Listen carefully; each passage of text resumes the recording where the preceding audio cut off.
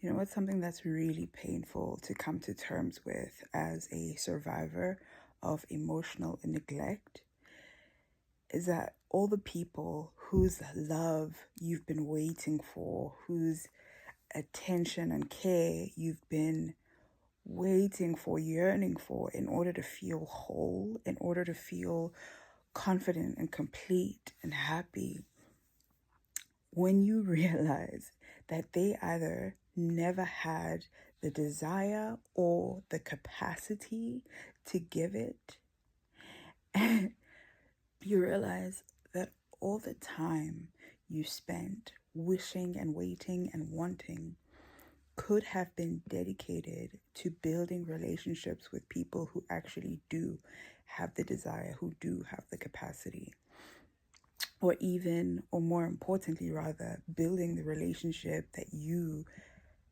have with yourself. Because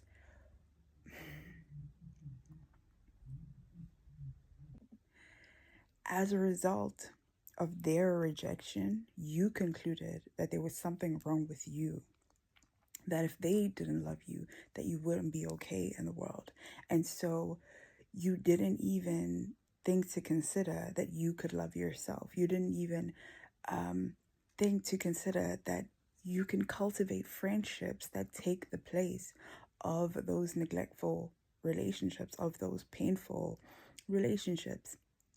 And here's the good news, though, is that once you begin to grieve and to let go of that expectation that you had of those people, of those relationships, you can allow yourself in the present moment to begin to cultivate that relationship within yourself. And you can then have enough objectivity to realize that your past is not a determinant of your future.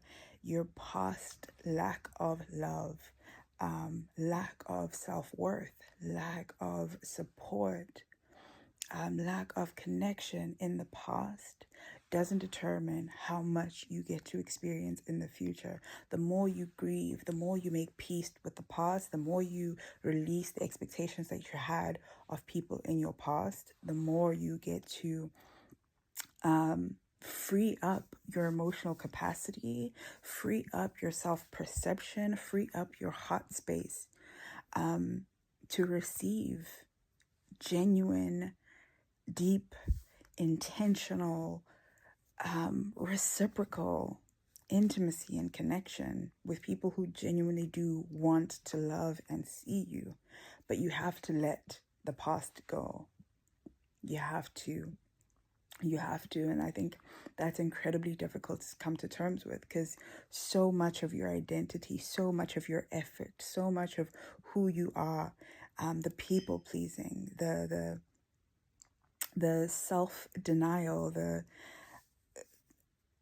self-dismissing has gone towards the purpose, the single intent and purpose of acquiring the love of people who didn't want to give it to you or who could not give it to you.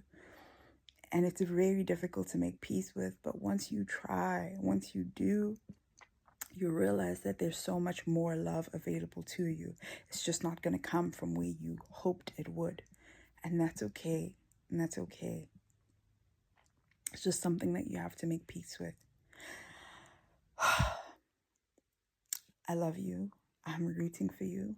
And please remember that your healing is for you. It's not for anybody else.